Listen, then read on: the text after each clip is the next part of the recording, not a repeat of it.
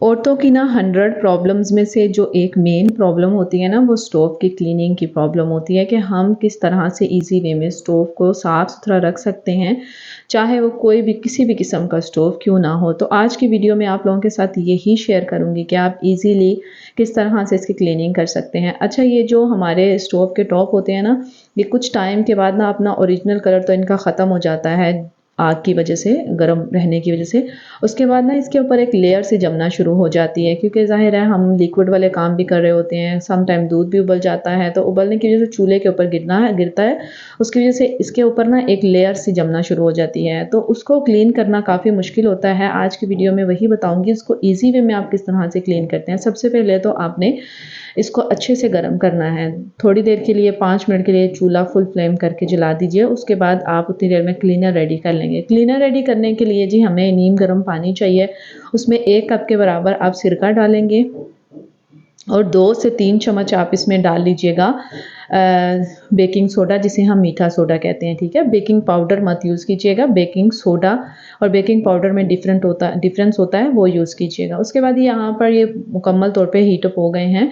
Flame of करके किसी चीज़ की मदद से आप इसको उठाएँगे, डायरेक्ट हाथ से मत उठाइएगा क्योंकि बहुत ज़्यादा वार्म हो चुके हैं। उसके बाद उसी क्लीनर जो हमने रेडी किया है, ओवरनाइट के लिए इसको डिप करके रख देंगे। तो आप लोग रिएक्शन खुद ब खुद देखेंगे कि थोड़े टाइम में ही ना ये इसकी जो मैल है और जो लेयर जमी हुई है ना, वो उतरना शुरू हो जाएगी, लेकिन फिर भी आप इसको ओवरनाइट के लिए स्टे दे दीजिए। उसके बाद एक इसका दूसरा ईज़ी सा तरीका आप लोगों के साथ मैं शेयर कर रही हूँ, जो इंस्टेंट तरीका है। उसमें आप डिश वॉश लिक्विड डालेंगे, थोड़ा-सा बेकिंग सोडा डालेंगे और हमारा इम्पोर्टेंट और मेरा फ़ेवरेट क्लीनर जो है सिरका, वो डाल के तो आप टूथब्रश की मदद से ना इस सारे टॉप के ऊपर ना आप इस तरह से लगा देंगे, ठीक है? थोड़ी देर 15 से 20 मिनट आप इसको लगा रहने दीजिए। उसके बाद आप इसको क्लीन करेंगे। क्लीन क्या करेंगे, ये खुद ब खुद क्लीन हो जाएगा क्योंकि सिरका इतना स्ट्रॉन्ग होता है, क्लीनिंग एजेंट होता है। आप इसको यूज़ करें, इससे आपकी क्लीनिंग जो है वो खुद ब खुद हो जाती है, आपको खुद मेहनत भी नहीं करना पड़ती, ठीक है? तो मैंने इस तरह से लगा के ना 15 से 20 मिनट के लिए इसको मैंने रेस्ट दे दिया था, ठीक है? 15 से 20 मिनट के बाद ना अभी मैं लगा रही थी और साथ ही आप नीचे देख रहे होंगे कि खुद ब खुद इसकी जो गंदगी है ना, वो उतरना भी शुरू हो गई है, कि मतलब इतनी तेज़ी से इसकी सफाई होती है। तो फिर भी मैंने इसको 20 मिनट के लिए रेस्ट दे दिया था। उसके बाद फिर मैंने टूथब्रश की मदद से ही इसको हल्का-हल्का सा क्लीन किया था, तो ये बिल्कुल नीट एंड क्लीन हो गया था। ठीक है, दोनों तरीकों में से आप कोई भी तरीका इस्तेमाल कर सकते हैं। अच्छा, उसके बाद ये जो ऊपर वाला हमारा टॉप होता है ना बर्नर, इसकी कैसे हम सफाई कर सकते हैं? इसको एक तो ये मूवेबल होता है, दूसरा ये फिक्स्ड होता है। मेरा तो यहाँ पर फिक्स था, तो मैंने इसी के ऊपर ना क्लीनर अप्लाई कर दिया था। तो वही क्लीनर जो हम स्टोव टॉप के लिए यूज़ करेंगे, वही क्लीनर हम इसके लिए भी यूज़ करेंगे, तो इस दोनों तरीकों से क्लीनिंग आपकी A1 हो जाएगी, ठीक है? तो बस अगर आप लोगों के उतर जाते हैं तो आप डिप करके भी रख सकते हैं, वो भी एक ज़बरदस्त तरीका है। लेकिन अगर आपके फिक्स्ड हैं तो आप इसी के ऊपर अप्लाई करेंगे ना, तो इससे भी आपके जो बर्नर है नीट एंड क्लीन एंड बिल्कुल साफ़ सुथरे हो जाएँगे। अच्छा, यहाँ पर मैंने लगा के उसको छोड़ दिया था, फिर मैं इसकी तरफ आ गई थी। यहाँ पर जनाब 15 से 20 मिनट हो गए हैं। अब ईज़िली अगर आपका रैक ज़्यादा गंदा है तो आप किस तरह से उसकी सफाई करेंगे? आप जो स्टील की हमारा स्क्रबर मिलता है उसकी मदद से भी आप कर सकते हैं, नहीं तो इसी ब्रश को ना टूथब्रश को यूज़ करके हल्का-हल्का मारेंगे, क्योंकि सारी मैल जो है वो तो उगल चुकी है। अब ब्रश की मदद से आप इसको क्लीन करेंगे तो ये ईज़िली क्लीन हो जाएगा।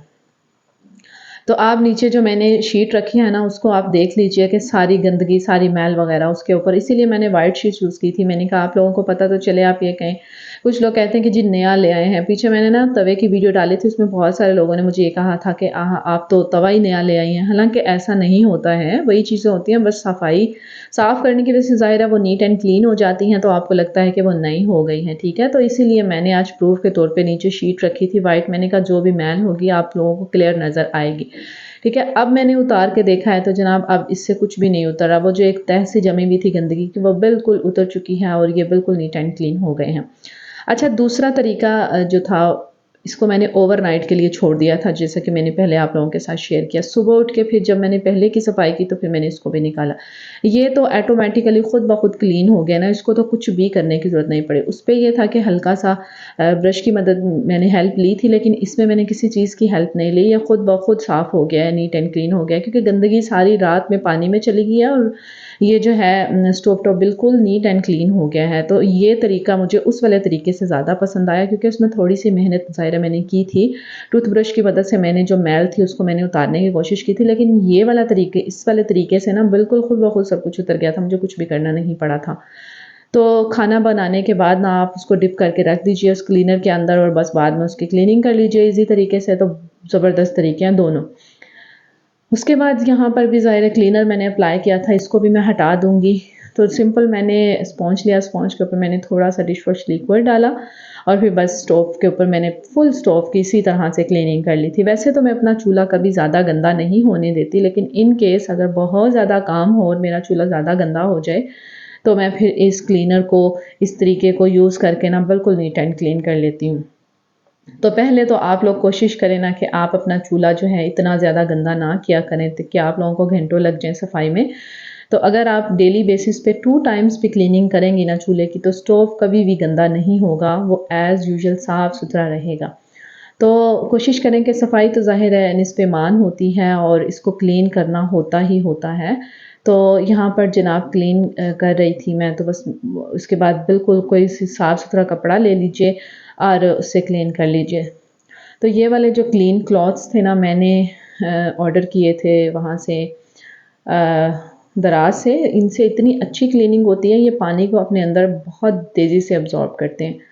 तो बस इस तरह से मैंने सारे चूल्हे की क्लीनिंग कर ली थी। माशाल्लाह बहुत नीट एंड क्लीन और बिल्कुल नया जैसा था। और इस चूल्हे को हो गए हैं जनाब 3 साल, और 3 साल पुराना चूल्हा भी अगर आपका इस तरह से बिल्कुल नया साफ़-सुथरा हो जाए, इट्स मीन कि जो क्लीनर और जो ये चीज़ें अप्लाई की हैं इस चूल्हे के ऊपर, वो सफाई के लिहाज से बेहतरीन है।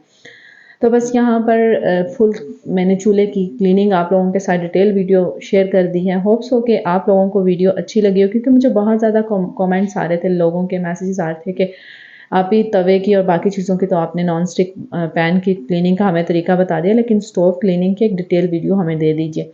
तो बस मैंने कहा मैं आज इसी के ऊपर डिटेल वीडियो बना दूँ, आप लोगों को आपके क्वेश्चंस के आंसर्स भी मिल जाएंगे, आप लोगों की प्रॉब्लम भी सॉल्व हो जाएंगी। होप्स हो कि काफ़ी हद तक बहुत सारी मेरी बहनों की प्रॉब्लम्स हल हो गई होंगी, हो गई हैं। वीडियो देख के बाकी आप मेहनत करेंगी, चूल्हा साफ़ करेंगी तो मज़ीद हो जाएंगी। बस यही वीडियो थी, मुझे दीजिए इजाज़त। अल्लाह हाफ़िज़।